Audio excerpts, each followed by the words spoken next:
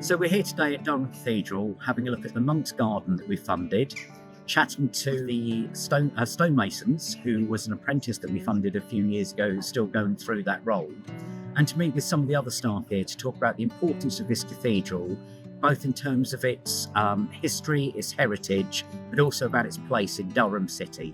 My name's Gary Holiday. I am the head of works. I am responsible for the conservation and maintenance for the cathedral fabric and ensure that work is carried out safely. Thank you. Hello, I'm Karen Thurlaway and I'm part of the stonemasonry team here. The building's been standing on this peninsula since 1093 and obviously is an iconic building here in Durham, brings people from all over the world to visit it. And it's really important in terms of architecture. It's got some really important firsts in architecture and lots of very ancient Romanesque features which a lot of cathedrals have lost over the centuries. Yeah. And obviously stonemason-wise, it's a dream. job, isn't it? There's always something to do, that's for sure. Can you tell us what you've been doing with the money that we gave you as a grant towards the work in the Monk's Garden, and why you feel the Monk's Garden was such an important piece of work to undertake?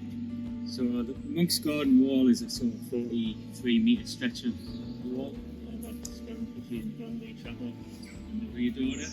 Right.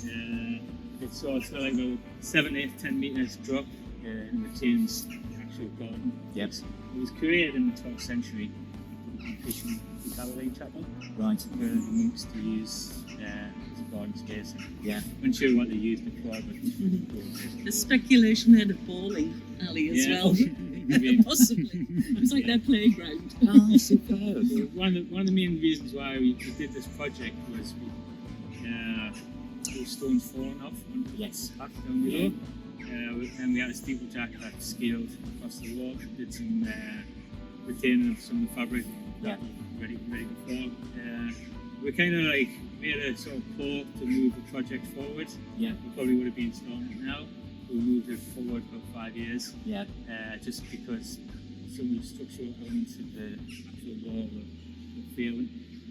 When we came to put a scaffolding up, our initial assessment of the wall, it seemed all right. We thought, Right. 3 dozen stone replacements. Yeah. Just breaking out, repointing with flying mortar, and that would be us, and we'd be off the wall. And as the project sort of progressed, we found a lot of major structural flaws within the wall. So we're now at the outside of Durham Cathedral, looking at the wall that we've had funding to help with, because behind that is the Monk's Garden that we filmed earlier. We've also funded apprentices that have been working as stonemasons on the building here. What you'll see as you come down the wall is there are some stones that are completely flat. They've been laid the right way. The ones that you can see sort of strata of rocks in them is because a stone that is laid that way, this spine would be waterproof. Those that are laid that way, the water has got into, lifted the pages, and they're all of the stones that eventually are going to need replacing. So as you can see, this is going to be many years' work and many years of future apprentices working on Durham Cathedral, making it again the iconic building that it's always been.